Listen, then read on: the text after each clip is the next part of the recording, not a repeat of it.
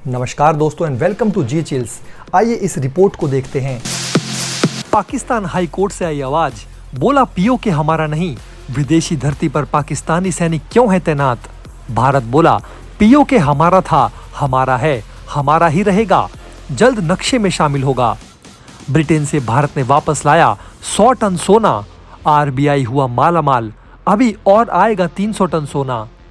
पश्चिम के नाटो देशों ने रूस के घर में घुसकर मारने का किया फैसला।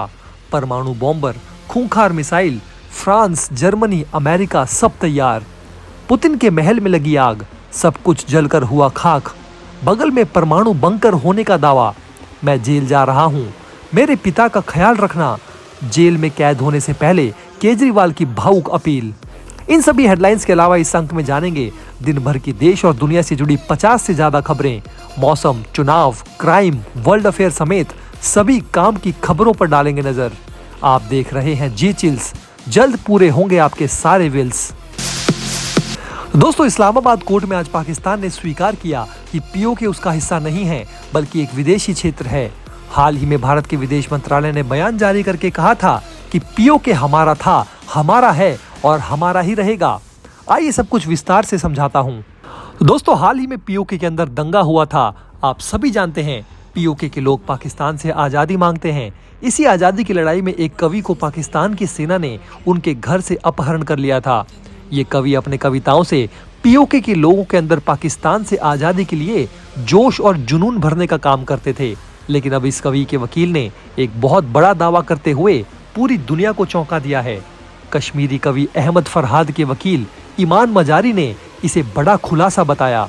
दरअसल इस्लामाबाद कोर्ट में सरकारी वकील ने चौंकाने वाला दावा किया है। सरकारी वकील ने कहा कि आजाद कश्मीर से गिरफ्तार किए गए कवि को इस्लामाबाद कोर्ट के सामने पेश नहीं किया जा सकता, क्योंकि आजाद कश्मीर हमारा नहीं बल्कि एक विदेशी क्षेत्र है।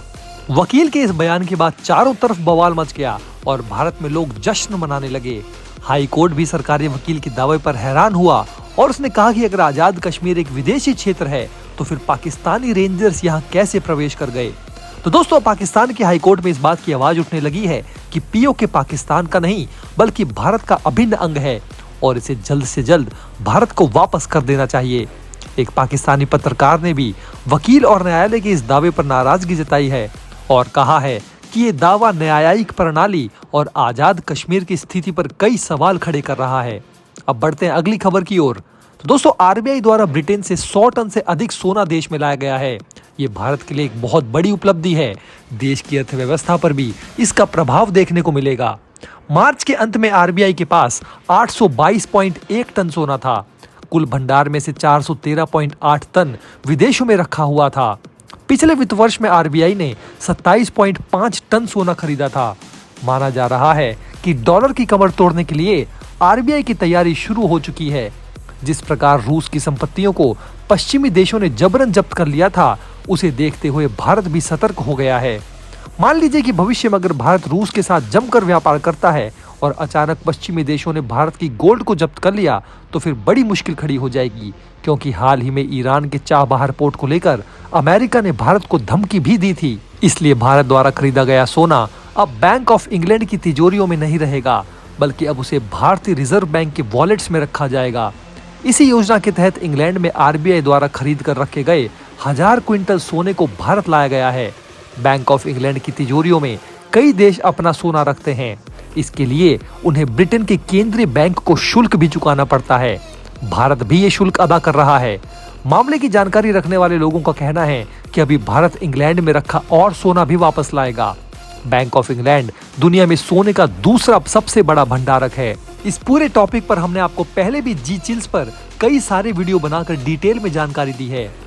दोस्तों, पुतिन के लाख प्रयास के बावजूद अब चीन रूस की मदद करने को तैयार नहीं है। इस तरह के धोखेबाजी वाले कई संकेत मिलने लगे हैं, जिसके कारण पश्चिमी देशों का मनोबल बढ़ गया है। हाल ही में चीन के राष्ट्रपति जिनपिंग ने यूरोप का दौरा किया था, जिसके बाद यूरोप के सभी देश काफी एग्रेसिव नजर आ रहे हैं। हाल ही में नाटो देशों ने रूस के बॉर्डर पर न्यूक्लियर हथियारों का युद्धाभ्यास भी किया है। 2 साल से युद्ध लड़ते लड़ते पुतिन काफी कमजोर हो गए हैं। रूस की आर्थिक स्थिति ठीक नहीं है। बजट डेफिसिट हद से ज्यादा बढ़ गया है। इसी कारण अब पश्चिमी देश एग्रेसिव मूड में नजर आ रहे हैं। हाल ही में अमेरिका के खतरनाक परमाणु बॉम्बर रूस के बॉर्डर के ऊपर आकाश में उड़ते नजर आए थे। जर्मनी, फ्रांस ने पुतिन के खिलाफ ऐलान करते हुए कहा है कि हमारे स्कैल्प और स्टॉर्म शैडो मिसाइल से रूस को बर्बाद कर दो। फ्रांस और जर्मनी का कहना है कि यूक्रेन को रूस के अंदर हमला करने के लिए उनके देशों के हथियारों का इस्तेमाल करने की अनुमति होनी चाहिए। बीते 2 सालों से रूस और यूक्रेन के बीच जंग जारी है। अब यूक्रेन के अंदर रूस के हमले हद से ज्यादा बढ़ गए हैं, जिसके कारण आम नागरिक मारे जा रहे हैं। हाल ही में रूस ने यूक्रेन के एक सुपरमार्केट को उड़ा दिया था, जिसमें कई लोग मारे गए थे। फ्रांस और जर्मनी ने कहा कि यूक्रेन को रूस के अंदर उन टारगेट पर अपने हथियारों का इस्तेमाल करने की अनुमति दी जाती है जहां से मॉस्को यूक्रेन पर हमला करता है। नाटो सदस्य नॉर्वे ने भी रूस पर हमला करने के लिए मांग तेज कर दी है। उधर अमेरिका ने भी यूक्रेन को रूस में घुसकर हमला करने का ग्रीन सिग्नल दे दिया है। इस बीच खबर आ रही है कि पुतिन का मकान जलकर खाक हो गया। साइबेरिया के अल्ताई माउंटेन में स्थित रूसी राष्ट्रपति पुतिन का आलीशान मकान आग की लपेटों में समा गया। इस इलाके में आम जनता की पहुंच नहीं है और यहाँ के करीब एक फार्म है जहां हिरण पाले जाते हैं। इसी फार्म से हिरण के खून से पुतिन के नहाने की अजीबोगरीब कहानियां भी सामने आई थी। क्षेत्र में एक विशाल परमाणु बंकर भी है जिसमें 1 लाख लोग रह सकते हैं। भारतीय सेना की शान मेजर राधिका सेन को यूएन ने जेंडर एडवोकेट पुरस्कार से नवाजा। वे इस खिताब को पाने वाली दूसरी भारतीय बनी। इससे पहले सुमन गवानी ने यह गौरव हासिल किया था। भारत की बेटियां दुनिया में सिर ऊंचा कर रही हैं। ये पूरे भारत के लिए गर्व की बात है। दोस्तों, चुनाव के बीच इकोनॉमी से जुड़ी बहुत अच्छी खबर सामने आ रही है। चौथी तिमाही में 7.8% रही है GDP growth rate. Bharat America के बीच बढ़ रही सैन्य साझेदारी, पेंटागन ने कहा हमें इस पर बेहद गर्व।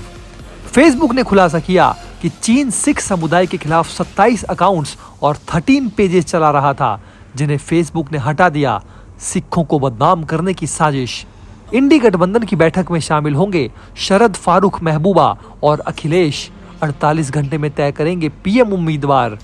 मैं जेल जा रहा, मेरे माता पिता का ख्याल रखना। सरेंडर से पहले सीएम केजरीवाल की दिल्ली वासियों से भावुक अपील। अखिलेश यादव की रैली में उमड़ी भीड़ आजमगढ़ की नहीं, ब्राजील की है। सोशल मीडिया पर वायरल दावा फर्जी। भीषण गर्मी के बीच महाराष्ट्र के अमरावती में जल संकट गहराया। प्रदूषित तालाब का पानी पीने को मजबूर हुए लोग। भारतीय मूल के अमेरिकी राजीव मल्होत्रा ने लोकसभा 2024 चुनाव के अंतिम दौर से पहले पीएम मोदी की तारीफ की। कहा उनकी विजय से भारत को स्थायित्व मिलेगा। इस वीडियो में दोस्तों फिलहाल इतना ही। कल शाम फिर मिलेंगे 9 बजे दिन भर की खबरों के साथ। धन्यवाद। इस विश्लेषण पर आप अपनी राय हमें नीचे कमेंट बॉक्स में लिखकर जरूर बताएं। उम्मीद करते हैं कि आप हमारे इस वीडियो पर कम से कम 200 लाइक देंगे। ऐसे ही ज़्यादा महत्वपूर्ण जानकारी के लिए आप हमारे चैनल जी चिल्स पर भी विजिट कीजिए। धन्यवाद।